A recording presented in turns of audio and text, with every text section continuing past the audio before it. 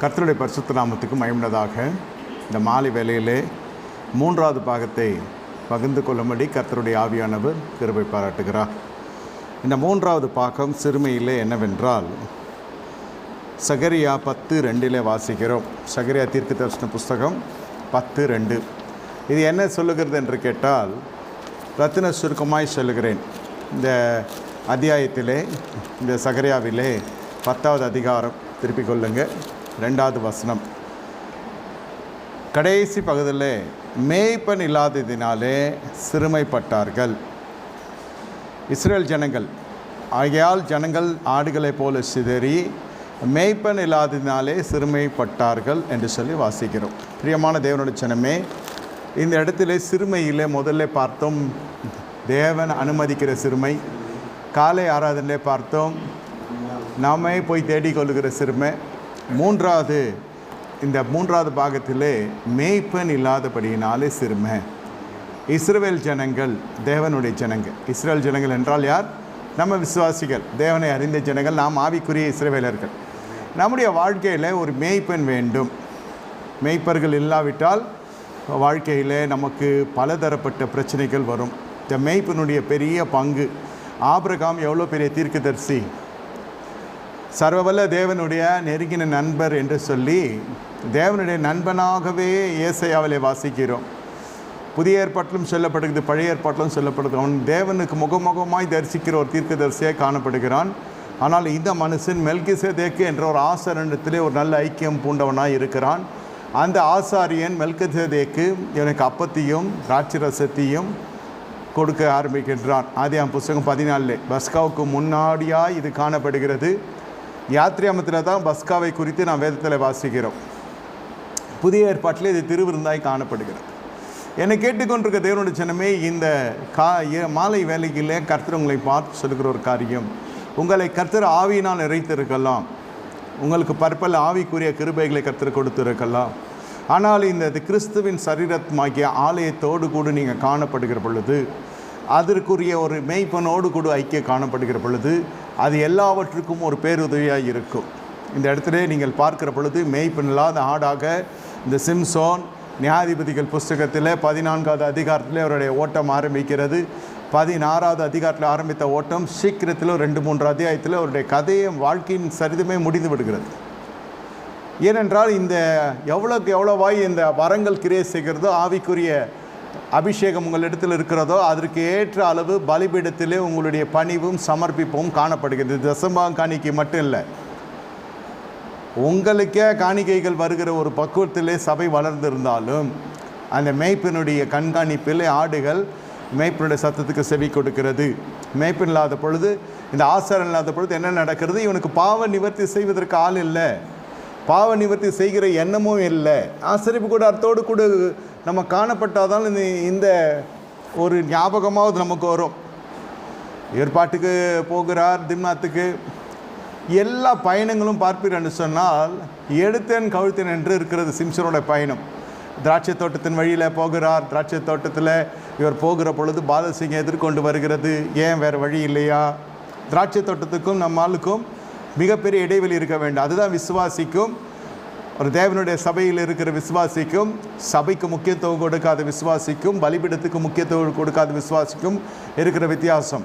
இந்த நசரே விரதத்தில் திராட்சை சம்பந்தப்பட்ட எந்த வஸ்துவும் அவனோடு கூட இருக்கக்கூடாது.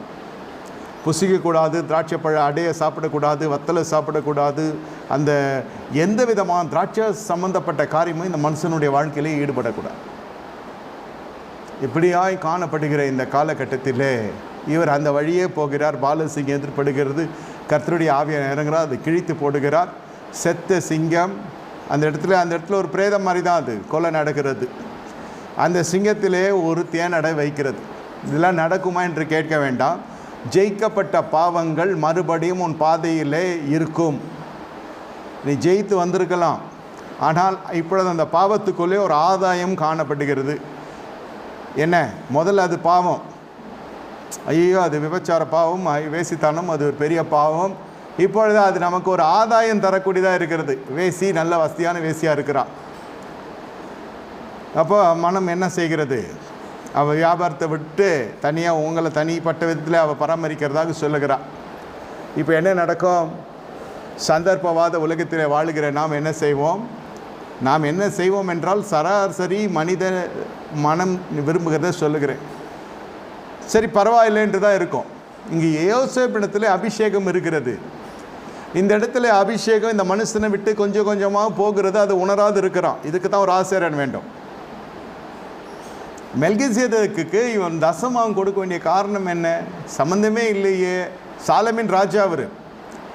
அதாவது அந்த ஆசாரியனுக்கு ஆசாரனாக இருக்கிறான், ராஜாவுக்கு ராஜாவாக இருக்கிறான். மெல்கிசேதேக்கு ஒரு புதிய ஏற்பாடு, புதிய சிருஷ்டிக்கு ஒப்பனையாக காணப்படுகிறார். அவருக்கு எந்த விதமான பின்னணியும் காணப்படவில்லை. அவருக்கு யார் பின்னணி, என்ன தாய் தகப்பன் எதுவுமே எழுதப்படவில்லை. மெல்கிசேதேக்கு சாலமின் ராசா, அவர் ஆசாரனாகவும் இருக்கிறார். சரி, ஆசாரனாக இருந்தால் நம்ம தசமாக கொடுக்கலாம். அதாவது என்னென்னா, ஆசாரியன் வறுமை கோட்டு கீழே இருக்கணும். விசுவாசினுடைய எண்ணங்க, சிலருடைய எண்ணங்க. இங்கே ராஜாவாக இருக்கிற அவனுக்கு பல இடங்களிலிருந்து காணிக்க வருகிறது, நல்ல வசதியாக இருக்கிறான். ஆனாலும் ஆபிரகாம் கொடுக்குறான் பாருங்க, தசபாகம் கொடுக்கிறான். அந்த மனுஷனுடைய பின்னணி எல்லாம் உங்களுக்கு தேவையில்லை என்பதுக்கு தான் அது எழுதப்படவில்லை. அவன் யார், அவன் என்ன, அவனுக்கு வருமானம் என்ன, அதெல்லாம் தேவையில்லை. நம்முடைய கடமை என்ன? நம்ம தசபாகம் செலுத்த வேண்டும். இது பழைய ஏற்பாட்டு மட்டுமல்ல, புதிய ஏற்பாட்டிலும் இது காணப்படுகிறது.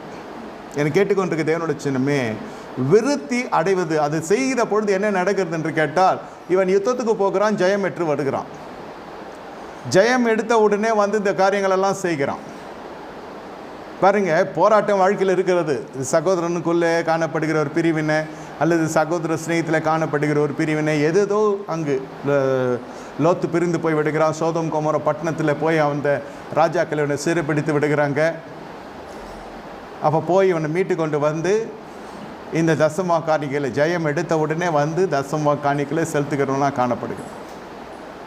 ஒரு ஆசாரியன் தேவை என்று நான் சொல்ல வருகிறேன். ஆபிரகாம் இடத்தில் அபிமெலேக்கு கேட்கிறார், என்னோடு உடன்படிக்கை பண்ணும், உம்முடைய சந்ததியார் என்னுடைய சந்ததியாரை எதுவும் செய்துவிடக்கூடாது. அந்த அளவுக்கு அபிஷேகம் இவரை உயர்த்துகிறது. ராஜாவோடு அமர்ந்து பேசக்கூடிய ஒரு சூழ்நிலை காணப்பட்டாலும் இவருடைய வாழ்க்கையில் என்ன நடக்கிறது என்று கேட்டால், அந்த ஆசாரியனுடைய ஐக்கியம் தொடர்ந்து வந்து கொண்டிருக்கிறது. இங்கே சிம்சோனை நீங்கள் பார்க்கிற பொழுது ஆசாரியனே கிடையாது. ஆனால் நசரே விரதம் பூண்டவன் எப்பொழுதுமே ஒரு ஆசாரியனுடைய தொடர்பில் இருந்து கொண்டிருக்க வேண்டும், ஆசிரியர் தொடர்பில் இருந்து கொண்டிருக்க வேண்டும். இது நியாயாதிபதி காலம். ஆனாலும் நீங்கள் எவ்வளோ தான் உயர்த்தப்பட்டாலும் திரு சபை என்பது ஒன்று இருக்கிறது. திரு சபையில் ஆசாரியன் ஒருவன் இருக்கிறான். வார்த்தை சொல்லுகிறது, அவன் பாவ நிவர்த்தி செய்ய வேண்டும், பலி செலுத்த வேண்டும். செலுத்தலை, பலி செலுத்தி தலையை சிரைத்து கொண்டு அதன் பிறகு நசரே விரதம் புதுப்பிக்கப்பட வேண்டும். எதுவுமே நடக்கலை. மேலே மேலே மேலே மேலே தவறு நடந்து கொண்டே இருக்கிறது. சிங்கத்தை கிழிக்கிற பொழுது, தேனடையை எடுத்து சாப்பிட்டுக்கிற பொழுதே தீட்டுப்பட ஆரம்பித்து விட்டது. அபிஷேகம் குறைய ஆரம்பிக்கிறது. தெரியல, அதை சொல்லி உணர்த்துகிறவன் தான் ஆசாரியன், மேய்ப்பன். இங்கே ஆசாரியன் என்று எழுதானா மேய்ப்பன் என்றால் என்ன, போதகன் என்றால் என்ன, எல்லாம் ஒரே காரியம்தான். உங்களுக்கு ஒரு தலைமைத்துவம் வேண்டும் என்பது தான் நான் சொல்லுகிறேன். இதில் தனித்து வாசம் செய்ய முடியாது. எப்படி பூலோக வாழ்க்கையில் தனியாக இருப்பது நல்லதல்ல என்று வேதம் சொல்லுகிறதோ, திருமணத்தில் இணைக்கப்படுகிறோம் இல்லையா? தனிமை கொடுமையானது. ஆவிக்குரிய வாழ்க்கையில் அப்படி தான், தனித்து இருக்கக்கூடாது. வேதம் சொல்லுகிறது, அநேக மேய்ப்பர்கள் என்ன செய்கிறாங்க, திராட்சை தோட்ட காலால் மிதித்து போட்டு என்னுடைய சுதந்திரத்தை கெடுத்து போடுகிறார்கள் என்று சொல்லுகிறது வேதம். என்ன, அநேக மேய்ப்பர்களுக்கு தேவையில்லை. அதான் பவுல் சொல்லுற, அநேக உபாதியர்கள் உங்களுக்கு இருந்தாலும் தகப்பன் ஒருவன் மட்டும்தானே. இந்த இடத்துல கொஞ்சம் சபை கொஞ்சம் பார்த்து நடந்து கொள்ள வேண்டும். மேய்ப்பன் இல்லாதபடினால் அவர்கள் சிறுமைப்படுத்தப்படுகிறார்கள் என்றால் அது அதனுடைய பொருள் இந்த காலகட்டத்திலும் நவீன காலத்திலும் கிருபை நாட்களும் நம்முடைய நாட்களும் அது பொருந்தக்கூடிய வசனமாக தான் இருக்கிறது. மேய்ப்பன் என்பவன் எப்படி இருக்க வேண்டும், யாரை மேய்ப்பனாக எடுத்துக்கொள்ள வேண்டும்? கர்த்தர் தம்முடைய இருதயத்துக்கு ஏற்ற மேய்ப்பர்களை எழுப்புகிறார். அவர்கள் நம்மை நல் மனசாட்சியோடு நல்ல பாதையில் நடத்துகிறார்கள் என்று வேதம் சொல்லுகிறது. உன் கண்கள் உன்னுடைய போதகர்களை காணும், அவர்கள் சரியான பாதையில் நடத்துவார்கள். நடத்துதல் இருக்க வேண்டும். The church must involve in all the personal matters of the believer. அந்த அளவுக்கு இந்த தலைமைத்துவம், the leadership should deserve such a trustworthy in the hearts of the believer. விசுவாசிகளுடைய எல்லா தனிப்பட்ட காரியத்திலும், அதாவது உங்களுடைய சொந்த விஷயம், உங்களுடைய personal, your person is our official, அந்த அளவுக்கு பாதுகாத்து கொள்ளவும் வேண்டும். அதே சமயத்தில் அதில் அவர்கள் தலையிட வேண்டும். இப்போ அதுக்கெல்லாம் நேரம் இல்லை என்று சொன்னால் காலம் தவறாக போய் கொண்டிருக்கிறது. நமக்கு நேரம் சரியில்லைன்னு அர்த்தம். இது ஊழியத்திலே முக்கியமான பகுதி. நீங்கள் எத்தனை பேர் சபையில் வருகிறார்கள் என்பது முக்கியமல்ல, அத்தனை பேரும் வருகையில் எடுத்துக்கொள்ளப்படுவதற்கு தான் சபை ஸ்தாபிக்கப்படுகிறது. இல்லை எனக்கு நேரம் இல்லை, எனக்கு காலம் இல்லை, நான் செய்தியிலே பார்த்துக்கோங்க, எல்லாத்தையும் இது பண்ணிக்கோங்கனாக்கா எல்லாருக்குமே ஒரே அறிவுத்திறனோடு இருக்க மாட்டான். ஒவ்வொருத்தரும் ஒரு ஒரு பின்னணியிலேருந்து வந்திருப்பாங்க. பைபிள் படின்னு சொன்னால் எனக்கு சுத்தமாக படிக்க தெரியாதுன்னுவாங்க. என் பசங்களே சொல்கிறேன். அதனால் கல்வி அறிவு இல்லைன்னு இல்லை, தமிழ் தெரியாது, இங்கிலீஷ் பைபிள் படிப்பாங்க. என் பசங்க மட்டும் சொல்ல, நிறைய பேர் சொல்கிறேன். நீங்கள் நினைக்கிறதை போல் நீங்கள் செய்தி எல்லாருக்கும் போய் சேரும் என்பது நம்முடைய விசுவாசம், நம்முடைய ஒரு ஆழமான ஒரு நம்பிக்கை. ஆனால் அது போய் சேராது. தனிப்பட்ட விதத்தில் அந்த மேய்ப்பன் அந்த ஆடுகள் இடத்துல போய் பேசி அவர்களை போய் நடத்த வேண்டும். அதில் போய் பார்க்குற பொழுது தான் தெரியும் எது ஊனமுள்ளதாக இருக்கிறது, எது கூணாக இருக்கிறது, எது குருடாக இருக்கிறது, எது நசல் கொண்டதாக இருக்கிறது, எது பள்ளத்தில் விழுந்திருக்கிறதெல்லாம் தெரியும். இதை போய் சந்திக்கிறவனாய் மேய்ப்பன் இருக்க வேண்டும், அதை விசாரிக்க வேண்டும். மேய்ப்பனுடைய பங்கு பெரியது.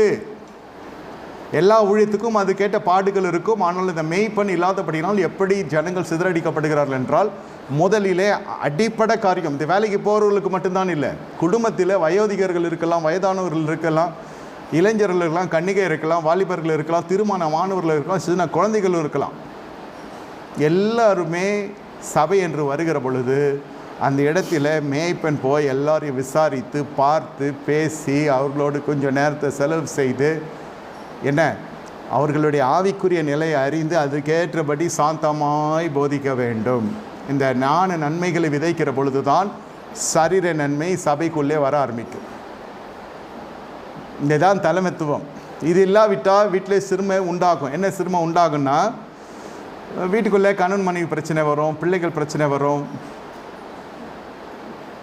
இதில் சத்தம் அதிகமாகும். சமாதானக்காரனர் இல்லை. யார் சமாதானக்காரர்? ஆண்டவராகிய இயேசு கிறிஸ்து. உலகம் தரக்கூடிய சமாதானம் தான் இருக்கும். உலகம் தரக்கூடாத சமாதானம் வீட்டுக்குள்ளே வரணும், நம்முடைய வாழ்க்கைக்குள்ளே வரணும். அதற்கு இதுதான் தலைவாசலாக இருக்கிறது சபை. சபைன்னு ஏன் முக்கியத்துவம் கொடுக்குறேன் என்றால், சபை இல்லாமல் விசுவாசி இல்லை, விசுவாசி இல்லாமல் சபையும் இல்லை. சபை ஸ்தாபிக்கப்படுகிறதே விசுவாசிகளுக்காகத்தான். அல்லது பாவத்தில் இருக்கிற ஜனங்களை ரட்சித்து கர்த்தர் ரட்சிக்கப்பட்டு சபையில் சேர்க்கிறார். அதோடு அந்த ரட்சிப்புக்கு நிறுத்தி விடாது. 1 கொரிந்தியர் 1:21 வாசிக்கிறதை போல பைத்தியமாய் தோன்றுகிற பிரசங்கத்தினால் தேவன் விசுவாசிகள் ரட்சிக்க சித்தமாக இருக்கிறார். இதனால்தான் வேதம் சொல்லுகிறது, சிலுவை பற்றிதான உபதேசம் கெட்டு போகிறவர்களுக்குள்ளே பைத்தியமாக இருக்கிறார். காலையும் போகிறீங்க, சாயந்தரமும் போகிறீங்க, அப்படி என்ன இருக்குது? வர நாட்களையும் கூடுறீங்க, அப்படி என்ன இருக்குது? அதுதான் சொல்கிறேன். இதெல்லாம் அவர்களுக்கு சொல்லி புரிய வைக்க முடியாது. சிலுவை குறித்த உபதேசம் கெட்டு போகிறவர்களுக்குள்ளே பைத்தியமாக இருக்கிறது. ரட்சிக்கப்பட்ட நமக்கும் அது தேவ பலனாக இருக்கிறது. நீங்கள் உரைக்கப்படுகிற வார்த்தையை மட்டும் கேட்டாலே வாழ்க்கை பாதை நெய்யாய் பொழியும். பவுல் சொல்லுகிறார், இவனை சேர்க்காதே, அவனை சேர்க்காதே, இங்கே போகாத, அங்கே போகாதன்னா அப்போ யார் தான் நம்ம வீட்டுக்கு வர்றது? என்னை கேட்டுக்கொண்டிருக்க தேவனுடைய ஜனமே, கர்த்தர் இந்த மாலை வேலைகளில் உங்கள் மத்தியில் அசைவாடி கொண்டு இருக்கிறார். உங்கள் மத்தியில் கர்த்தர் அசைவாடி கொண்டிருக்கிறார்.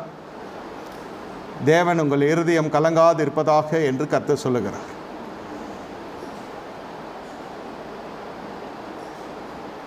உங்கள் மத்தியில் கர்த்தர் அசைவாடி கொண்டு இருக்கிறார். தேவன் உங்கள் இருதயம் கலங்காது இருப்பதாக என்று கர்த்தர் சொல்லுகிறார்.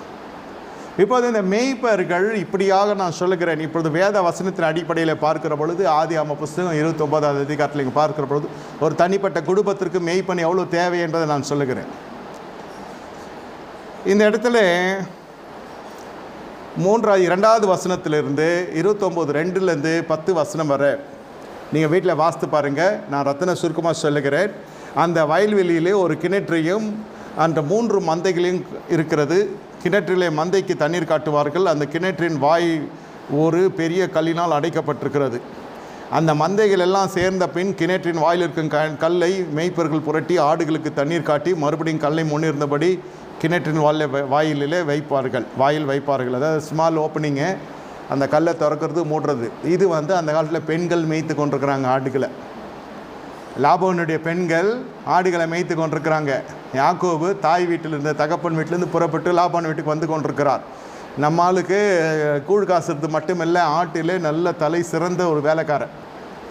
ஆடுகள் என்றால் யாக்கோபு என்றாலே ஆடு. இது அப்படிப்பட்ட ஒரு தொழில் ரகசியம், தொழில் ஞானம் எல்லாம் தெரிந்த மனுஷன். இதெல்லாம் புரிந்து கொள்ளுங்க. மெய்ப்பர்கள்னால் சாதாரண விஷயம் என்று ஜனங்க நினைக்கலாம். அவர் என்னங்க பாவம் பாஸ்டராக இருக்கிறாருன்னுவான். பாவம் பாஸ்டராக இருக்கக்கூடாது, பாவம் போக வேண்டும் பாஸ்டர்கிட்ட இருந்து. பாஸ்டர் வந்தா இந்த இடத்துல என்ன நடக்கிறது? ஒரு நல்ல வளம், வீடில் ஆடு இருக்கிறது, என்ன அந்த ஆட்டுக்கு மேய்க்க வேண்டும் என்ற அறிவு இருக்கிறது. அது மேய்ப்பதற்குரிய குமார்த்திகளும் வீட்டில் இருக்கிறாங்க. வலைப்பு பெண்கள் வேலைக்கு போகிறாங்களே இந்த காலத்தில், அது போல் அந்த காலத்துலேயும் ரெபேக்கால் தண்ணீர் எடுத்துக்கொண்டு வீட்டை காப்பாற்றுறதுக்கு என்று புறப்பட்டு வருகிறாங்க அந்த அம்மா. அதுபோல் இந்த ராகேலும் லேயாலும் என்ன செய்கிறாங்க? ஆடை மேய்ப்பதற்கென்று தகப்பனுடைய ஆடுகளை எடுத்துக்கொண்டு வருகிறாங்க. அது ஆம்பளை பசங்களாம், சின்ன பசங்க, தம்பிங்க. இப்படியா இருக்கிற பொழுது இந்த ஆடுகள் மேய்க்கிற பொழுது கல்லை புரட்டுவதற்கு இந்த பெண்களால் முடியாது, கடினமான வேலை. எல்லாம் உபதேசமும் என்ன செய்யக்கூடாது, பெண்கள் செய்யக்கூடாதுன்னு வேதம் சொல்லுகிறது. கணவனுக்கு உபதேசிக்க உங்களுக்கு அதிகாரம் இல்லை, கணவனை அதிகாரம் பண்ண உங்களுக்கு அதிகாரம் இல்லை, இதெல்லாம் இருக்குது. ஆனால் இப்போ நாளடைவில் அதெல்லாம் மங்கி போகிறதுனால சபைக்குள்ளே இருக்கிற ஆசீர்வாதம் அப்படியே சாபமாக இருக்கிறது. என்ன அதிகாரம் தாண்டவம் ஆடுகிறது? இது வாழ்க்கைப்பட்டு வந்ததே துணையாக இருப்பதுக்கு தானே தவிர வினையாக இருப்பதுக்கு இல்லை, ஹெல்ப்பர், அவ்வளோதான். அது பேசுகிற பேச்செல்லாம் பார்த்தா அடுத்த ஆராதனைக்கு அந்த பெண்மணி உள்ளே வர்றதே கஷ்டன்ற மாதிரி இருக்கும். இல்லை, இது கர்த்தரை துரத்தி விட்டுருவார் சிலதெல்லாம். இது வேத ரீதியாக நான் சொல்லுகிறேன். புருஷனை அதிகாரம் பண்ணக்கூடாதுன்னு சொல்கிறப்போ அந்த இடத்துல ஸ்திரீகள் கவனம் செலுத்தணும். நீ எல்லாம் செய்யலாம், கல்லை புரட்ட முடியாது. நீங்கள் ஆட்டை மேய்க்கெல்லாம், ஆட்டுக்கு தண்ணீர் காட்டுகிற இடத்துல நின்றுடும், ஸ்டக் ஆகும். அதுதான் சபையும். நீங்கள் சுவிசேஷ அறிவிக்கலாம், ஜெபிக்கலாம், பெண்கள் கூட்டம் நடத்த எல்லாம் செய்யலாம், தவிர சபையை நடத்துகிறதுக்கு உபதேசம் தேவை. அந்த உபதேசிக்கிற அந்த இடம் கர்த்தர் தள்ளி வைக்கிறார். கணவன் மீது நீ அதிகாரம் செலுத்துவதற்கு அதிகாரியை சரீர ரீதியான அதிகாரம் இருக்கலாம், ஆனால் கணவனை நீங்கள் ஆளுகை செய்கிற அளவிற்கான அதிகாரம் இல்லை. கற்றுக்கொள்ள தான் நீங்கள் அழைக்கப்பட்டீங்களே தவிர போதிக்க அழைக்கப்படவில்லை என்று வேதம் சொல்லுகிறது. ரெஸ்ட்ரிக்ஷன்ஸு அது தெரியாத வாய்க்கு வந்தபடி பேசி தான் குடும்ப சண்டை என்ன ஆகிறது, விவாகரத்து வரைக்கும் போகிறது. சொல்ல வர கருத்து இதுதான். சும்மா வாய் சரியில்லை நம்ம ஆட்களுக்கு. ஆணாக இருக்கட்டும், பெண்ணாக இருக்கட்டும், அவன் துன்மார்க்கனா கூட இருக்கட்டும், உங்கள் கற்புள்ள நடக்கையில் அந்த மனுஷனை ஆதாயம் படுத்திக்கன்னு சொன்னால் நீங்கள் கட் அண்ட் ரைட்டாக பேசினா வேலைக்கு அவர் நினச்சாலும் முடியாது. அதுதான் இல்லறம். வாயால் என்ன நடக்கிறது, விவாகரத்து வரைக்கும் போய்விடுகிறது. அதோடு அது வெறுப்பாகிவிடும். இந்த பெண்மணி நமக்கு தேவையா, இல்லை இது உண்மையிலே இது தேவைதான் நமக்குன்ற யோசிக்கிற அளவுக்கு வந்துவிடும். இங்கே ஆசையாய் தேடி வருகிறதெல்லாம் போய் கட்சியில் இது பாசம் போய் அது ஆபாசத்து பின்னாடி போயிடும். எதையோ ஒன்று பண்ணி உங்களை அடுத்தது வீட்டில் ஏதாவது அளவுக்கு பண்ணுறான் அந்த மனுஷன். அப்புறம் அவன் என்ன ஆகிறானோ அது ரெண்டாவது விஷயம். இல்லை, இதெல்லாம் தெரிந்து கொள்ளணும். இதெல்லாம் சொல்கிற இடம்தான் தேவனுடைய சபை. இதைத்தான் பவுல் சொல்லுகிறார், நீங்கள் இப்படி நடந்து கொள்ள வேண்டும், கன்னிகைகளுக்கும் மணிகளுக்கும் வித்தியாசம் உண்டு என்று பவுல் சொல்லுகிறார். இதெல்லாம் சொல்லணும்னு அவசியம் இல்லைன்னுலாம் சொல்ல முடியாது.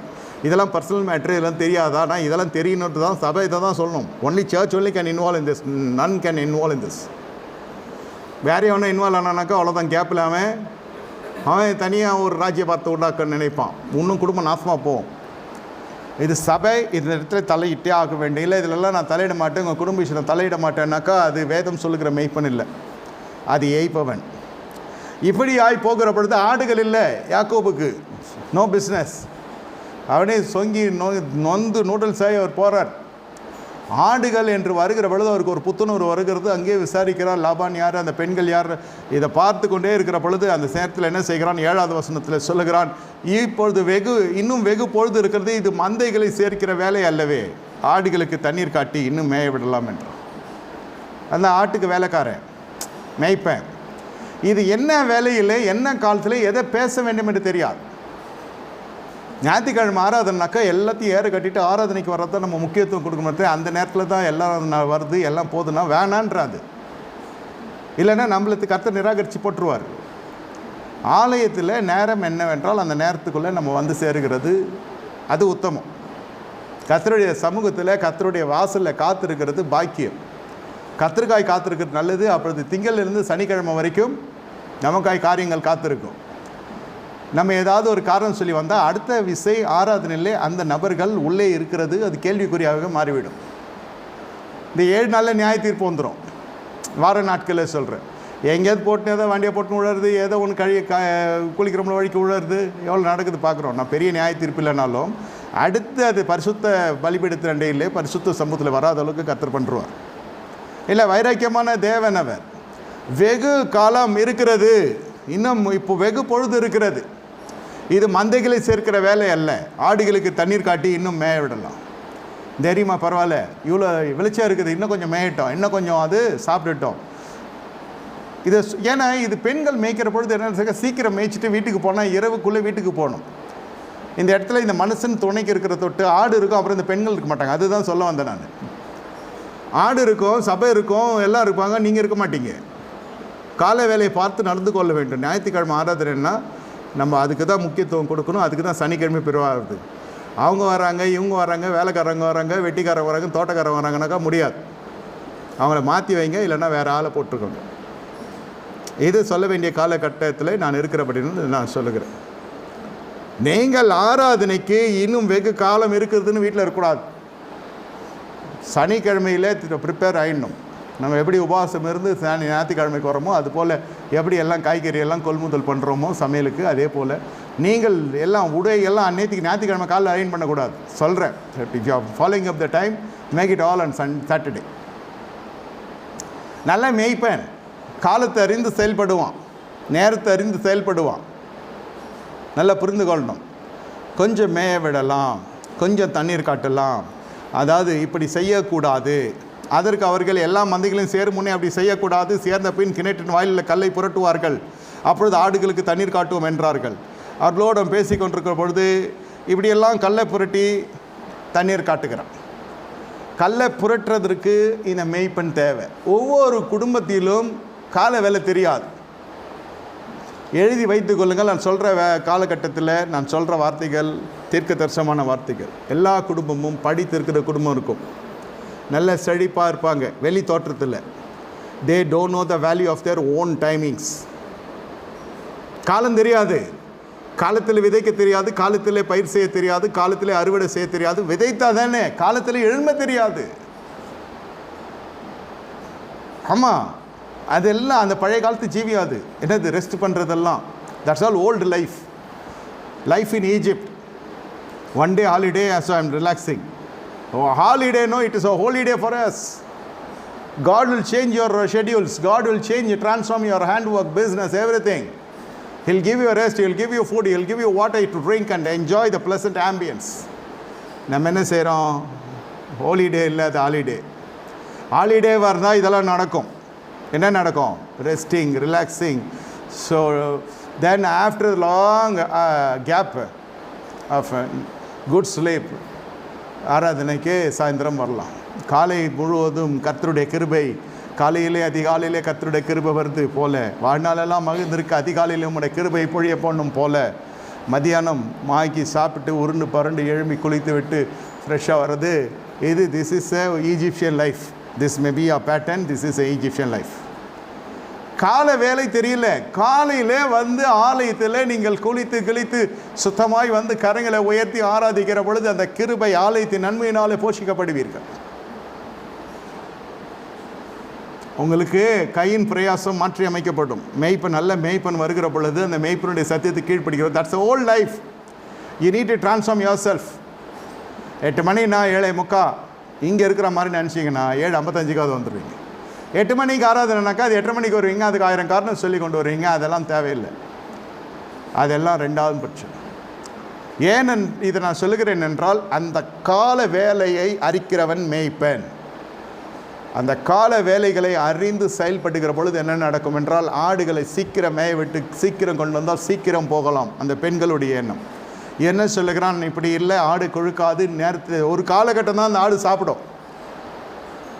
நாய்க்குட்டியெல்லாம் வளர்க்குறப்போ 11 மாதம் வரைக்கும் தான் வளர்ச்சி. அப்போ கொடுக்குற ஃபுட்டு தான் அது. ரோட் நாய் விட்டுருங்க. நான் சொல்லுது இந்த ஹோம் டொமெஸ்டிக் அனிமல்ஸ், நம்ம வாங்கி வளர்க்குற நாய், காசு கொடுத்து வாங்கி வளர்க்குற நாய், ஃபாரின் டாக்ஸ்.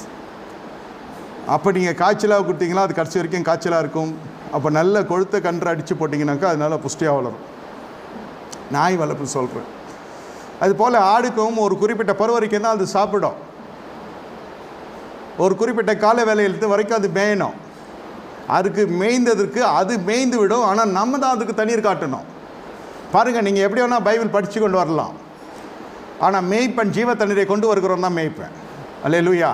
அந்த ஜீவ தண்ணீரை இந்த கல் ஒவ்வொரு வாழ்க்கையில் ஒருவருடைய வாழ்க்கையில் ஒரு கல், ஒருத்தருக்கு சோம்பல் இருக்கும், ஒருத்தருக்கு தூக்கம் இருக்கும். முக்கியத்துவம் தூக்கத்துக்கு கொடுப்பாங்க. ஏன்னா எனக்கு உடல் அசதியாக இருக்கு ஐயா, நான் சனிக்கிழமை வரைக்கும் வேலை செய்கிறேன். ஆமாம், உண்மை, எழுத்தின்படி உண்மை. ஆனால் அதை உடைக்கிறது தான் மேய்ப்பனுடைய வேலை. அந்த கல்லை புரட்டணும். அவன் கொஞ்சத்தில் புரட்ட மாட்டான், அவன் வருஷக்கணக்கில் தூங்குறவன். அந்த தூக்கத்தினுடைய இனிமையை உணர்கிறவன் அதனுடைய you don't know the consequences of the other end. You fail to know. Only the மேய்ப்பன் should educate that flock. தூக்கத்தினுடைய கொடூரம் என்னன்னு தெரியணும். நித்திரை செஞ்சு விடுறாங்க கன்னிகைகள் எல்லாம். மணலம் வந்துட்டு போயிடுறாரு. இதுங்க எல்லாம் கிளம்பி எல்லாம் வந்ததெல்லாம் உண்மை. ஆனால் நித்திரை செஞ்சிடுது. எண்ணெய் இல்லை. இந்த எண்ணெய் எதை குறிக்கிறது? பரிசுத்தவான்களுடைய கொட்டுதலை குறிக்கிறது என்று சங்கீத புஸ்தகம் 145 வாசிக்கிறோம். அது பரிசுத்தவானுடைய நீதிமானுடைய கொட்டுதல் என் தலைக்கு எண்ணெயை போல் இருக்கிறது. கடிந்து கொள்ளுற உபதேசம். மேய்ப்பன் தான் கடிந்து கொள்ளணும் ஐயா. அது சொன்னால் அவங்க மனசு கஷ்டப்படுவாங்க, வரமாட்டாங்கலாம் சொன்னால் இயேசு வரமாட்டார். அப்புறம் தேவப்பிரசனம் போயிடும். You are pleasing man not the Lord. கிறிஸ்துவுக்குள்ளே நான் மனுஷனை பிரியப்படுத்தினா இருக்கிறேன். என்ன மனுஷனை பிரியப்படுத்தினா இருக்கிறேன்? கிறிஸ்துக்குள்ளே மனுஷனை பிரியப்படுத்தினா இருக்கிறேன். கர்த்தர் உங்கள் இந்த இரவு வேலையில் உங்கள் இடத்துல சொல்லி கொண்டிருக்கிற ஒரு காரியம், சரியான மேய்ப்பன் உங்களுக்கு இருந்தால் முதல்ல உங்கள் காலை வேலையை பார்ப்பான். இவர் யார் எனக்கு டைம் டேபிள்லாம் போட்டு கொடுக்குறதுனாக்கா அது அவ்வளோதான். அந்த மாதிரி மேய்ப்பன் கட்சா விட்றாதீங்க. ஊடகத்தின் வழியே பார்க்குற ஜனங்கள் நேரத்துக்கு ஏன் வர முடியல? Priority goes to the fleshy things. உண்மைதான், டயர்டாக இருக்குது, உண்மைதான். அடுத்தது என்னென்னா, நல்ல மேய்ப்பன் வருகிற பொழுது இந்த சத்தியத்துக்கு நீங்கள் கீழ்ப்படுகிற பொழுது உங்களுடைய கையின் பிரயாசம் மாற்றி அமைக்கப்படும். இஸ்ரவேல் புத்திரர்களுடைய வேலை ஜபம் செய்கிறாங்க, பெருமூச்சாக இருக்குது, தேவ சமூகத்தில் போய் எட்டுக்குது, இல்லைன்னு சொல்லலை. ஆனால் மோசே வந்த உடனே ஆராதிக்க அவர்கள் புறப்பட்டு வர வேண்டும். வீட்டிலேருந்து ஜபம் பண்ணலாம், ஃபோனில் ஜபம் பண்ணிக்கலாம், யூடியூப்பில் செய்தி கேட்கலாம். ஆராதனை இதெல்லாம் செய்ய முடியாதையா? செஞ்சு ஆராதனைனா போட்டு பார்க்கலாம். அதில் என்ன இருக்குது? ஆரண கஞ்சி பழங்கஞ்சி.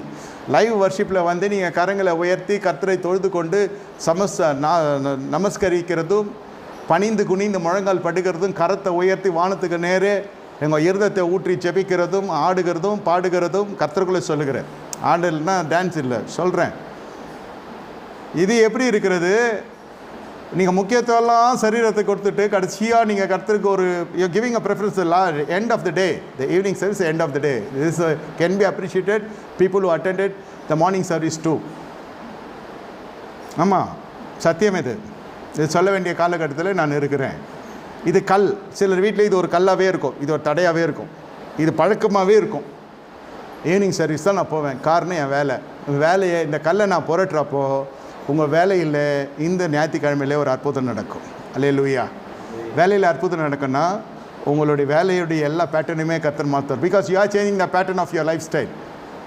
நான் ட்ரெஸ்ஸு நகை அதிலெல்லாம் வரல, காணிக்க தசமாகலாம். உங்களுக்குள்ளே இருக்கிற இந்த தடையான கற்களை மேய்ப்பன் நகர்த்துக்கிறான். நீங்கள் ஒத்து வருகிறீர்கள். இப்பொழுது ஜீவ தண்ணீர் உங்கள் வாழ்க்கையில் பாய்கிறது. இதுவரை செங்கலிலே கை வைத்த அந்த ஜனங்களுடைய கரம் வானத்தை நோக்கி உயர்த்தப்படுகிறதா இருக்கிறது, ஆராதிக்க வருகிறது. அல்லேலூயா. நல்ல மேய்ப்பனுடைய அடையாளம், நல்ல மேய்ப்பனுடைய அடையாளம் அந்த ஆடுகளுடைய கையின் பிரயாசம் ஆசீர்வதிக்கப்படும். அவருடைய கடையாக இருக்கட்டும், சின்ன கடையாக கூட இருக்கும், அந்த கடையை விட்டு அவங்க வரவே மாட்டாங்க. தொழில் ஞானம் தான். சில பேர் பெரிய கடை வச்சு திவாலாகிடுவான். இது 10க்கு 10 கடையிலே இந்த சரக்குகள் வர்றது போகிறது போடுகிறது எடுக்கிறது. தேவன் இந்த வியாபாரத்தை ஆசீர்வதிப்பார். கடையை மூடவே மாட்டாங்க. 11 மணிக்கு தான் மூடுவாங்க. 6 மணிக்கு ஆரம்பிச்சாங்களாம். மூட மாட்டாங்க, தூங்க மாட்டாங்க. கணவன் மனைவி மாறி மாறி மாறி மாறி அந்த நேரம் சொல்கிறேன். ஏன் செழிக்காது? இவங்களாம் மந்திரம் பண்ணாமல் தான் இருப்பாங்களா? இவ்வளோ நடந்து அவன் உழைப்புக்கும் மேலே ஆசாரியன் வந்து மாதத்தில் ஒரு முறை அந்த கடையில் ஜபம் பண்ணணும்னு சொல்லுவாங்க. இதெல்லாம் வந்து ஞானத்தில் குறைகள் இல்லை, இவங்களாம் மகா ஞானவான்கள். கர்த்தர் என்ன பண்ணுகிறார்? கனம் பண்ண ஆரம்பிக்கிறார். அந்த கடை 10 கடையாக மாறாது. கடையிலேருந்து வருகிற வருமானத்தில் பிள்ளைகளை பெரிய ஜாதிகளாக்கக்கூடிய ஒரு படிப்பை கற்றுக் கொடுத்து ஆசீர்வதிக்கிறார்.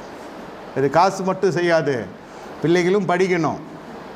10 தாண்டாத பசங்க எவ்வளோ இருக்குது தெரியுமா? 10 முடிச்சு 12 முடிச்சு அப்புறம் அது டிகிரி முடிச்சு அப்புறம் அது வேலைக்கு போய் இன்னும் அமெரிக்கையா தேவனுடைய மந்தையில் ஒரு ஆடாக வந்து அமெரிக்கையா தேவ சமூகத்தில் ஆர்ப்பாட்டம் இல்லாமல் வந்து அமர்கிற பொழுது எப்படி இருக்குது பாருங்கள், யோசித்து பாருங்கள். வாழ்க்கையினுடைய தரம் எப்படி உயராது இருக்கும், எப்படி பெருமை உள்ளே வரும். இதெல்லாம் this are the flocks. Only the shepherd can rule this flocks. Have to rule. He is bound to do that. If not, he is not a pastor according to scripture. சொன்னால் கோச்சிக்குவாங்க, அப்புறம் வரமாட்டாங்க. நான் சொல்கிறது எதுக்கு வராது இருக்கிறதுக்காக சொல்கிறேன்.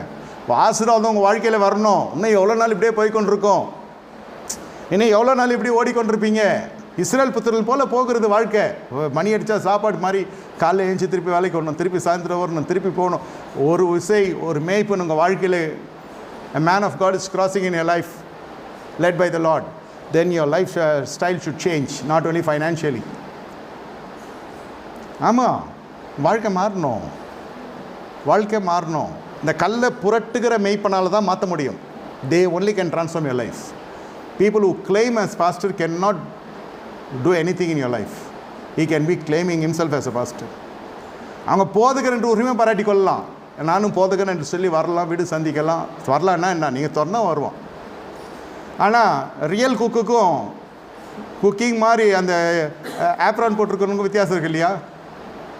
நீங்கள் கூட ஒன்று வாங்கி மாட்டிக்கலாம், கரண்ட்டே வச்சுருந்தா நீங்கள் பெரிய செஃப் மாதிரியே இருக்கும் சில பர்சனாலிட்டி. ஒரிஜினல் சமயக்காரனுக்கு வித்தியாசம் இருக்கு இல்லையா? அதான் விஷயம். நல்ல மெய்ப்பெண் குறித்து நான் சொல்லி கொண்டிருக்கிறேன். இந்த மாதிரி கல்லை புரட்டுற மெய்ப்பெண் தான் மிகப்பெரிய செழிப்பாளியாய் கர்த்தர் மாற செய்கிறார். ஒரு அல்லேலூயா சொல்லுங்க.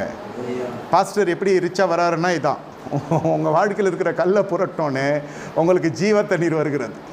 ஜீவ தண்ணீர் என்றால் பரிசுத்தாவியானவர். பரிசுத்தா வருகிற பொழுது it's again I am cleansing, he is sanctifying you. நான் சுத்தம் பண்ணுகிறேன், அவர் உங்களை சுத்திகரிக்கிறார். He is sanctifying you, but my job is only to remove the blocks, to highlight the blocks about in your life.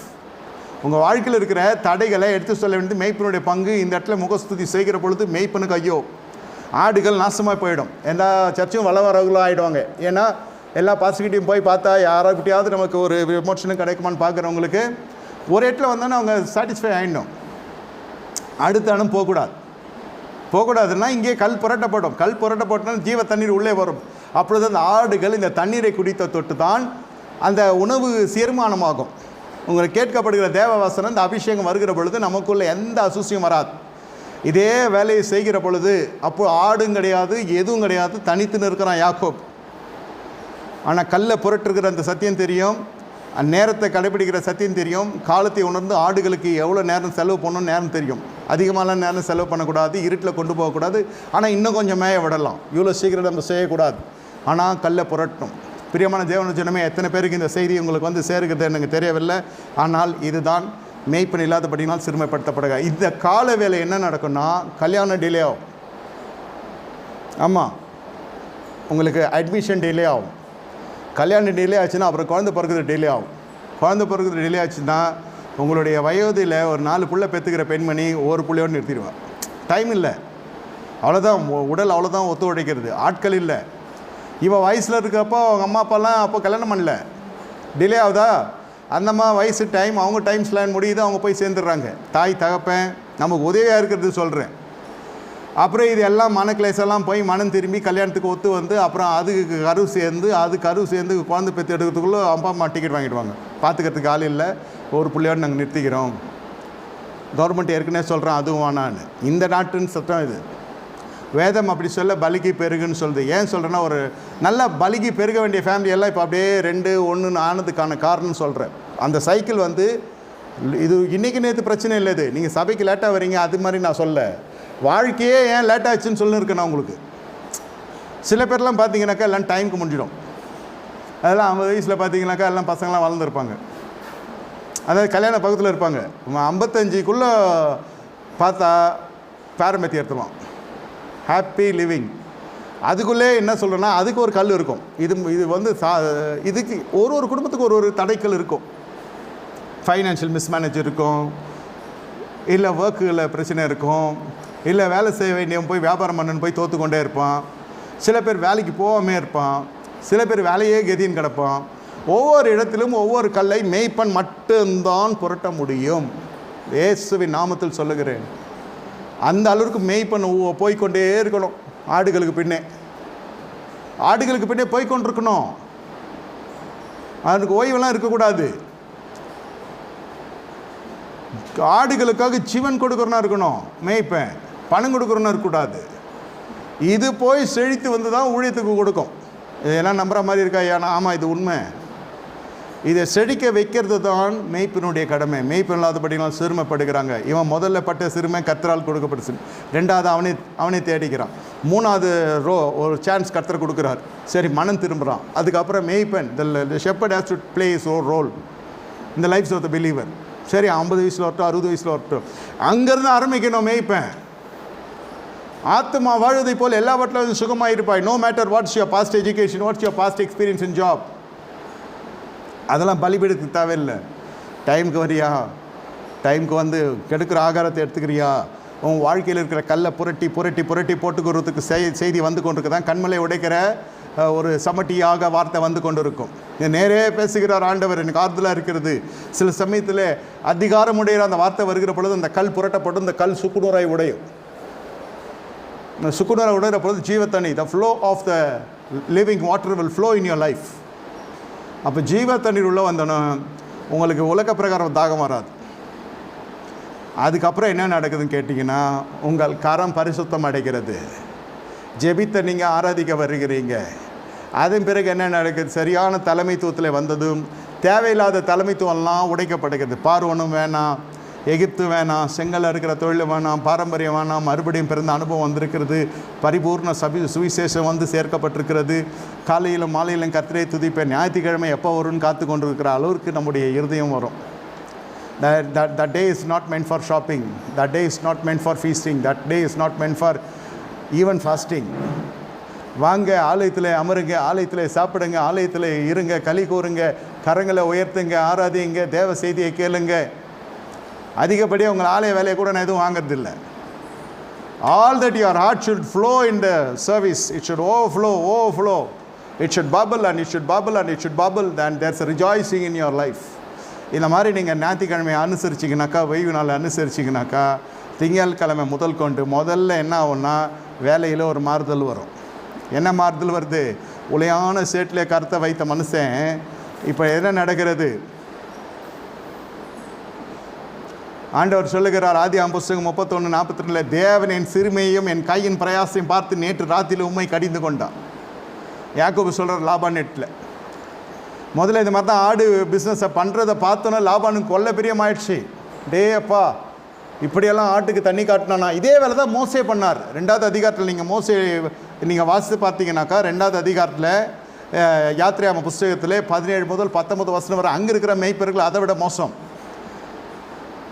இந்த ஆசாரனுடைய பெண்கள் போய் ஆடு மேய்க்கிறாங்க, அங்கே இருக்கிற மேய்ப்பரெல்லாம் மிரட்டுறாங்க. அவங்கள மிரட்டினார்களே, போங்க இங்கே வராதிங்க, பொம்பளை பசங்க, நீங்கள் எதுக்கு இங்கே வரீங்க?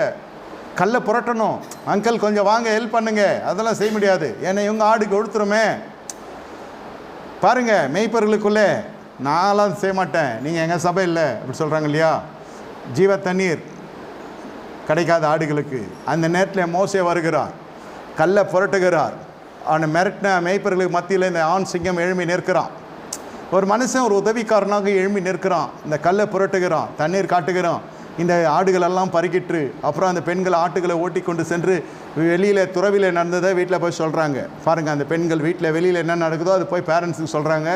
அப்போ அவங்க அப்பா கேட்குறாரு, அந்த மனுஷன் எங்கே? அது யாருன்னே தெரியாது, ஒரு அனாதையாக, அது நாடோடியாக தெரில. அந்த மனுஷனை எங்கே விட்டீங்க? அவனை கூட்டுவாங்க. அப்படி தான் கதவு திறக்கப்படுகிறது. எப்படி சாதாரணமான ஜனங்க பாஸ்டராய் பெரிய கோடீஸ்வரனாக மாறுறான்றது சொல்கிறேன். தசமா காணிக்கைகளால் வர்றாங்கன்னு நினச்சிங்கன்னா அது உங்களுடைய என்னன்னா அந்த தலையிடல. இருந்தால் தானே அவன் கொடுப்பான். அவனை போய் கொடுன்னு எங்கே கொடுப்பான்? அவன் ஓடியே போயிடும். எல்லோரும் கேட்குறான்னு தேவாலயத்துக்கு வர, இங்கே வந்தும் கொடு குட்டாதவன் ஆசீர்வதிப்பார்னா அவன் எங்கே போவான்?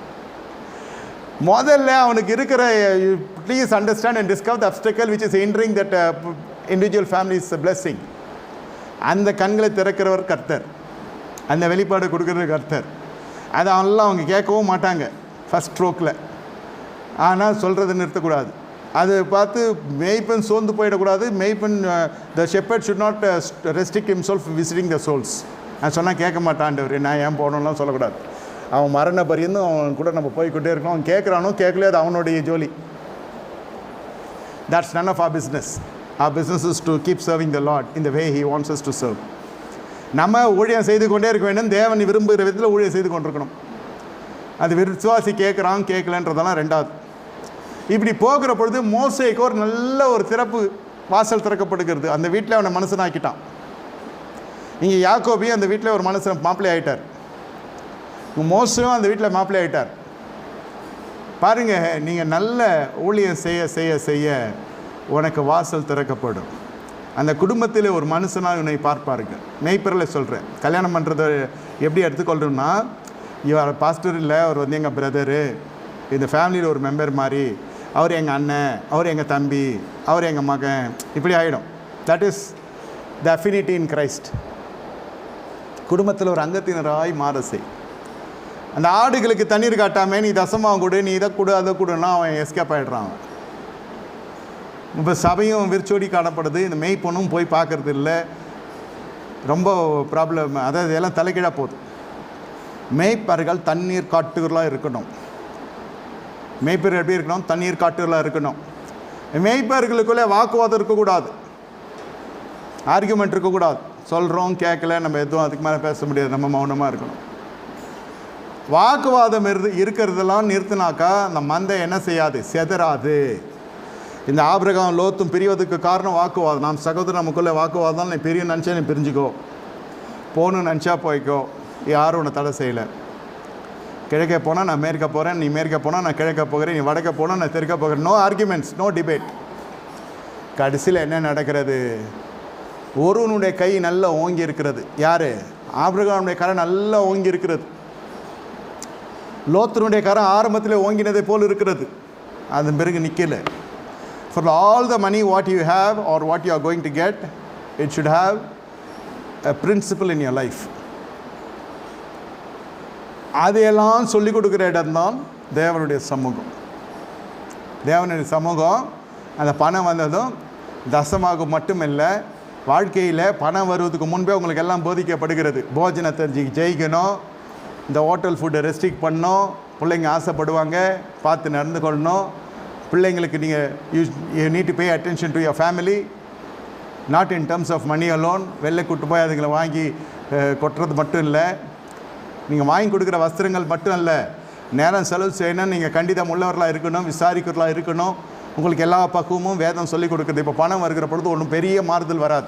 இயேசு நாமத்தில் சொல்கிறேன், பணம் வந்தால் எழும்பி விழுகிறது, மெத்தனை போக்கில் நடக்கிறது, மேன்மை பாராட்டுகிறது, மாம்சத்தை உயர்த்துகிறது, கள்ள தொடர்பில் இணைக்கப்படுகிறது, இந்த ஃபோனில் தொங்குறது, ஃபோனில் மெசேஜ் கொடுக்கறது, பாராத்தில் போர்வல் வச்சு பண்ணுறது, தனியாக ஃபோன் எடுத்துன்னு ஓடுறது, இதெல்லாம் இருக்காது. இதெல்லாம் இங்கே செப்பனிடப்படுது இல்லையா? It's all getting sanctified in the altar of God. அதான் சொல்கிறேன், நான் சுத்தம் பண்ண முடியும், ஆவியானவர்களை சுத்திகரிக்க முடியும். இந்த ரெண்டு காரியத்துக்கும், for these two process the believer has to withstand. இல்லை இந்த பாஸ்டர் எதெல்லாம் மனசில் வச்சு பேசுகிறார், எனக்கு தான் பேசுகிறாருன்னா இல்லை, this is a universal truth. It's going in the global way. எங்கே இருந்தாலும் சரி, யாராக இருந்தாலும் மெய் பண்ணிருந்தாலும் சரி, இந்த பிரமாணத்துக்குள்ளே இருந்தால் அவன் மெய் பண்ணி, இல்லைன்னா அவன் வேஸ்ட்டு. அதை தெரிஞ்சும் நீங்கள் கண்டினியூ பண்ணிங்களாக்கா அப்புறம் நம்ம என்ன நம்ம வீணாக போகுது, நம்ம வாழ்க்கை நேரம் வீணாக போட்டுரும். We are wasting our time with that man. That man may be raised by God, but he has lost his focus on calling in Christ Jesus. So he failed to involve the way what the Bible demands him to involve. வேதம் எதிர்பார்க்கிறது, நிர்பந்திக்கிறது, கட்டளை எடுக்கிறது, அந்த மனுஷன் கீழ்ப்படிய மாட்டான். அதுக்கு காணாமல் போனது தேடணும், விசாரிக்கணும், பின்தொடரணும், நசல் கொண்டதுக்கு திடப்படுத்தணும். நான் பிஸியாக இருக்கிறேன்னா, பசியாக இருந்தப்போ வந்தேன்ல, இப்போ மந்தை பெருகிட்டப்போ, அன்றைக்கு கந்தை இருந்த பொழுது வந்தேன், இப்போது மந்தை பெருகின பொழுது, இதெல்லாம் ரொம்ப வேதனையாக இருக்கும். அன்றைக்கு இருந்த நிலைமைக்கு ஹவுஸ் விசிட்டிங்கும் ஒரு வேலை போஜனம் முடிஞ்ச மாதிரியும் இருக்கும் சில பேருக்கு. அப்புறம் வளர வளர வளர கந்தை போச்சு, மந்தை பெருகிச்சு, அதுக்கப்புறம் சிந்தையெல்லாம் வேறு மாதிரி போயிடுச்சு. ஞாயிற்றுக்கிழமை வந்து என்னை பார்க்கலாம், பள்ளிப்பீடத்துலேருந்து நீ செய்தி கொடுக்குற, அதுக்கப்புறம் யாரையும் அவங்ககிட்ட பேச முடியும், எல்லாம் முச்சிக்குதுங்க ஈ முக்கிற மாதிரி. என்ன பேச முடியும்? சொல்லணும், நியாயமாக பேசணும். முதல்ல அந்த சிந்தையே இருக்காது. அவங்க வீட்டில் என்ன ஆச்சு, அந்த பையன் வேலைக்கு போனான்னா போலியா, அந்த பெண்ணு கல்யாணம் ஆகல. இதெல்லாம் தகப்பனுடைய பாரம் அப்படியே மேய்ப்பனுடைய பாரமாக மாறணும். இந்த மாதிரி ஒரு தலைமைத்துவம் இல்லாதபடியினால்தான் ஜனங்க சிரமப்படுகிறாங்க. மந்தை பெருக்கி கொண்டே போகும். ஆனால் மந்தைக்குள்ளே என்ன நடக்கும்னாக்கா, ஒரு ஆட்டு மந்தைக்குள்ளே ஒரு பாலசிங்கம் இருக்கும் என்று மீகால வாசிக்கிறோம். ஏன் கள்ள ஓநாய்கள் ஆட்டுக்குள்ளே இருக்கிறது? எவ்வளோ ஊழியம் பண்ணி பார்த்தார், எவ்வளோ உபதேசித்தார் இயேசு கிறிஸ்து, எவ்வளோ பேர் சீடர்கள் எல்லாம் பக்கத்தில் உட்கார வச்சு உண்டார் உறங்கினார், எல்லாம் கூட தங்கியிருந்தாங்க. அதில் ஒருத்தன் உங்களுக்குள்ள ஒருவன் கல்வனாக இருக்கிறான். காரணம் என்ன? பிரதான ஆசிரியனோடு அவனுக்கு ஒரு ஐக்கியம் இருக்கிறது. ஏன் அவனுக்கு ஒரு ஐக்கியம் இருக்கிறது? அரசாங்கம் சம்பந்தப்பட்ட ஜனங்க நம்மளோடு கூட இருக்கணும். நமக்கு அரசியல் சிபார்சு வேணும். சரி, ஊழியம் செய்கிறீங்க, ஆண்டவருக்கு உடைய கிருபை வேணும், ஆண்டவருடைய அபிஷேகம் வேணும். ராஜா ஆசாரியனை தேடி காத்திருக்கணுமே தவிர ராஜாவுடைய வீட்டிலும் வாசலிலும் போய் ஆசாரியன் காத்திருக்கக்கூடாது. என்னை பொறுத்த வரைக்கும் ஆசாரியனை தேடி ராஜா வரணும். ஐயா யுத்தத்துக்கு போகிறேன், நீங்களை ஆசீர்வதிங்க. தீர்க்கதரிசியை தேடி ராஜா வரணும். ராஜாவை தேடி தீர்க்கதரிசி போகலாம். கர்த்தர் சொல்லி வார்த்தையோடு போகணும்.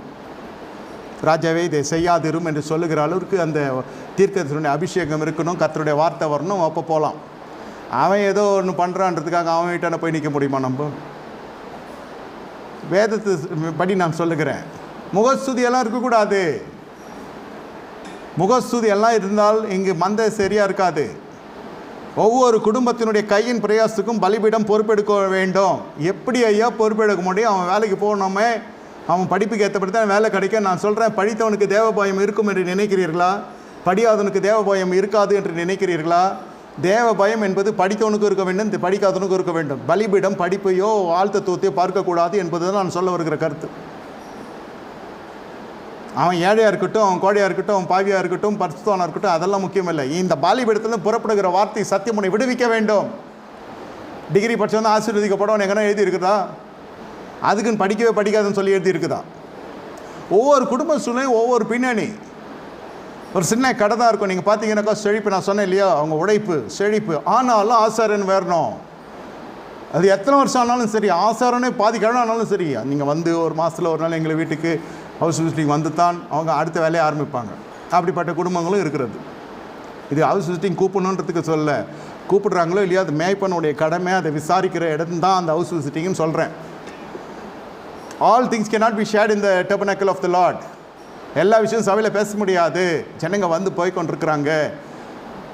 இதுக்குத்தான் கூடார சந்திப்பு இருக்கிறது. House visiting is only meant for this. What they cannot able to share in the holy congregation, they will try to talk their personal matters in the personal way. அப்புறம் நான் பிஸியாக இருக்கிறேன்னா நான் என்ன சொல்கிறது? உடம்பு நல்லா சரியில்லாதப்போ போகிறது இல்லை. அவன் உடம்பு சரியில்லாததுக்கு முன்னே மனசு சரியில்லாத போவோம். அங்கேயே போய் அதை ஸ்டாப் பண்ணணும். You need to arrest the complication before it rises up to a disease. உள்ள ஓடி போனதுக்கப்புறம் போய் ஜெபம் பண்ணினா பிரயோஜனம்? கண்சாடே இருக்கிற பெற்றோருக்கு எடுத்து சொல்லணும். பிரசங்கம் அதெல்லாம் பலிபீடம் பார்த்துக்கொள்ளும். ஆனால் தனிப்பட்டத்தில் போய் சொல்கிறப்போ அந்த குடும்பத்துக்கேற்ற சத்தியத்தோடு போய் நிற்கணும். அதை ஏற்றுக்கொள்கிற மனப்பக்கம் அவர்களுக்கு இருக்கும். ஆனால் அப்படி யாரும் வர்றதில்லைன்னு தான் எல்லோரோட அங்கலாய்ப்பு இன்றைய கடைசி நாட்களில் நடந்து கொண்டிருக்கிறது. ஞாயிற்றுக்கிழமை வந்து சபையில் வந்து செய்தி மட்டும் தான் கொடுப்பேன்னாக்கா, அதுக்கு இவாஞ்சலிஸ்ட்டை வச்சு கெஸ்ட் ஸ்பீக்கரை வச்சு எல்லாருமே சர்ச்சு ரன் பண்ணிட்டு போயிடுவோம். ஓரளவுக்கு சத்தியவாசனை இருக்கிறவன், வேதம் ஒரு 3 வருஷம் சர்ச்சுக்கு ரெகுலராக வரவே இந்த வேலை செய்வான். வீட்டில் கொஞ்சம் இடம் இருந்தால் அவன் பாஸ்டர் போட்டு சுற்ற வேண்டியது தான். பிரசங்கிக்க வராது, எல்லாம் பாடி முடிச்சுட்டு கெஸ்ட் ஸ்பீக்கரை கூப்பிட்டு பேச வச்சுட்டு போயினே இருப்பான். வாரம் வாரம் ஒரு கெஸ்ட் ஸ்பீக்கர் வருவான். எது தலை எது வால் என்னன்னு தெரியாது. இதுவும் ஒரு இந்த மாதிரியும் காங்கிரிகேஷன் நடந்து கொண்டிருக்கிறது. இது என்ன சத்தியம் இருக்கும், என்ன இருக்கும்? பெரிய பெரிய உபத்திரம் வருகிற பொழுது அழகாக இவாஞ்சலிஸ்ட் ஷெல்டர் கிட்ட போயிடுவாங்க இவங்கெல்லாம். அந்த ஊழியத்துக்கு நாங்கள் காசு காணிக்க அனுப்புகிறோம், இந்த ஊழியத்துக்கு காணிக்க அனுப்புகிறோம், அந்த ஊழியக்காரர் ஃபாஸ்டிங் ப்ரேயர் வைக்கிறோம், இந்த ஊழியக்கார். ஏன்னா சபையில் எதுவுமே விளங்குறது இல்லை, எதுவுமே நடக்கிறது இல்லை. சபையில் போதகர் எழுப்பி செய்தி கொடுக்குறதோடு சரி, அதுக்கப்புறம் வந்து விசாரிக்கிறது இல்லை, வந்து பார்க்கறது இல்லை. நாங்கள் பார்க்கணுன்னாலும் இதெல்லாம் நான் தலையிடுறது இல்லைன்னு சொல்லிடுறாங்க. சொல்கிறேன், அப்போ யார் தான் இதை எடுத்து செய்கிறது? அதுதான் கர்த்தர் அப்படி வைக்கல. இதெல்லாம் செய்யணும்னு சொல்லி தான் கர்த்தர் எழுப்புறார். இப்படி செஞ்சவங்க தான் கடைசியில் மந்தை பெருகணும்னு அப்படி செய்யறது விட்டுறாங்க. வருத்தத்தோடு சொல்லுகிறேன், மேய்ப்பெருகளை இல்லாதபடினால் சிறுமைப்படுத்தப்படுகிறார்கள் என்றால் இதுதான் விஷயம். மேய்ப்பெருகள் இல்லாதபடினால சிறுமைப்படுத்தப்படுகிறார்கள் என்றால் இதுதான் விஷயம். இப்போ இவர்கள் போய் கொடுக்குற சத்தியம் என்ன செய்யும் என்றால் அற்புதத்தை நடப்பிக்கும். அவங்க வீட்டில், அவங்க வாழ்க்கையில், அவங்க குடும்பத்தில் நேரங்காலத்தை எல்லாம் தவறவிட்ட கோட்டை விட்ட விசுவாசிகள் இப்பொழுது புதிய உடன்படிக்கையின் சத்தியத்துக்குள்ளே வருகிற பொழுது புதிய சிருஷ்டியாய் காணப்பட்டு இப்போ புரிகிறதா? எதுக்கு எத்தனை வாட்டி ஞானஸ்தானம் நான் கொடுக்குறேன்னு, எதனா இது ஏன் மறுபடியும் ஞானஸ்தானம் சொல்கிறேன்றது புரிஞ்சுக்கொள்ளணும். You are opening a new book in the Lord. What happen to your old baptism? What's the fruit you bore for the Lord? What is your life standard today? Not only financially, spiritually. இதெல்லாம் வச்சே சொல்லிடலாம்.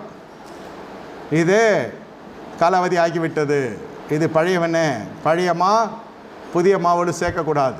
இப்போ புதிய ரசம் பழைய துருத்தியில் ஊற்றக்கூடாது. இப்போ புதிய ரசம் புதிய துருத்தியில் ஊற்ற வேண்டும். புதிய துருத்தியாய் நீ காணப்படுகிறாய், புதிய மாவாய் நீ காணப்படுகிறாய், கர்த்தருக்கு கனி கொடுக்கிறாய். இப்போ புரிகிறதா? திருவிருந்து இந்த அடிப்படையில் கொடுக்குற பொழுது அது திருவிருந்து அன்று இரவே அவர்களுக்கு வழிவாசலை திறந்தது. உங்களுக்கு ஒரு வழிவாசலை திறந்திருக்கிறது. நான் பார்க்குற வரைக்கும் people are following closely and I am வாட்சிங் them closely. The ways are open but it is not pleasing to their eyes. நம்ம வேறு பெரிய பிரச்சனையில் இருக்கோம். வழி திறந்துருக்குது ஐயா, சின்ன வழி, நல்லா இருக்குது, கர்த்தவங்களை ஆசீர்வதிப்பார். ஆனால் அவன் பழைய ஒரு 20 வருஷம் பிரச்சனையை எட்டு வந்து இப்போ எனக்கு தீர்த்து கொடுன்னா கர்த்தர் ஒரு வழி திறந்துருக்கார். அதில் போய் தான் நம்ம அதை தீர்க்க முடியும். இதுக்கு நம்ம எதிர்பார்த்துருக்கிற வழி திறக்கலை. அதுதான் அந்த எதிர்பார்ப்பு தான் உன்னை ஏமாற்றத்தில் நடக்கிறது. கர்த்தர் பார்த்து கொள்வார். வழிகளை கர்த்தர் உண்டு பண்ண வல்லவராக இருக்கிறார். கொடுக்குற அந்த வார்த்தை, மோசையின் மூலம் உரைக்கப்படுகிற வார்த்தை அந்த ஜனங்களுக்கு செங்கடலை திறக்கப்படுகிறது. துதியுங்கள் என்று சொல்லுறதுக்கு முன்னால் வாய்க்கு துதிக்கிறது. அவர்களை கரை சேர்க்கிற வரை இந்த மெய்ப்பன் காணப்படுகிறேன். கரை சேர்ந்து அந்த வனாந்திரம் வந்த உடனே அந்த ஜனங்களுடைய இருதயம் தொய்ந்து போகிறது. அதன் பிறகும் கர்த்தருடைய ஜீவ ஊற்று வந்து கொண்டு இருக்கிறது. Again the lords provision started coming but it was not like previous. அந்த ஊர் ஃபுட்டு, நம்ம அந்த நாட்டை சேர்ந்தவர்களா, அந்த உணவு தான் நமக்கு தேவையா? அதெல்லாம் நம்ம யோசிக்கணும். அது நம்ம பழக்க வழக்கம், நம்முடைய பழக்க வழக்கம். நம்ம பழக்க வழக்கத்தில் ஊறி இருக்கிற ஜனங்க அதே பழக்க வழக்கம் எங்கே போனாலும் வரும். இவனை எங்கே குளிப்பாட்டி எங்கே வச்சாலும் இவனுடைய வேலையை காமிச்சிருவோம். புதிய ஆசீர்வாதம் வந்தாலும் பழைய காரியம், புதிய நபர் குடும்பத்தில் வந்தாலும், புதிய மாப்பிள்ளை வரும், மருமக வரும், இவன் பழைய புத்தியோடு பார்ப்பான். அப்போ புதிய ஆசீர்வாதம் என்ன ஆகும்? கனி கொடுக்காது. அதில் தான் தண்ணி கொடுத்துன்னு வர்றது. இதில் எல்லாம் பலிபீடம் தலைமைத்துவம் தலையிட்டுத்தான் ஆக வேண்டும். அதனால தான் வேதம் சொல்லுது மெய்ப்பு இல்லாதபடினா ஒரு சிறுமைப்படுகிறார். இதுதான் சொல்கிறதுக்கு ஆள் இல்லை. அப்படி சொன்னால் இன்றைக்கி என்ன நடக்குதுன்னா, பொண்ணு வீட்டு பாசிட்டு பொண்ணுக்கு சப்போர்ட்டாக பேசுகிறாரு, பையன் வீட்டு பாசிட்டு பையனுக்கு சப்போர்ட்டாக பேசுகிறாருன்னு ஆயிடுது. அப்போ சத்தியம் எங்கே? நீதி எங்கே? நியாயம் எங்கே? அது விசுவாசிக்கு தெரியாதா? எது நீங்கள் சோத்தில் போட்டு முழு மூசணியாக மறைக்கிறீங்களா இல்லையான்னு பாதிக்கப்பட்டவங்களுக்கு தெரியணும் இல்லையா? அவர்களுக்கு அதுதான் சொல்கிறேன். எல்லாத்துலேயும் ஒரு கல் இருக்கும். அந்த கல்லை புரட்டுறது மேய்ப்பினுடைய வேலை.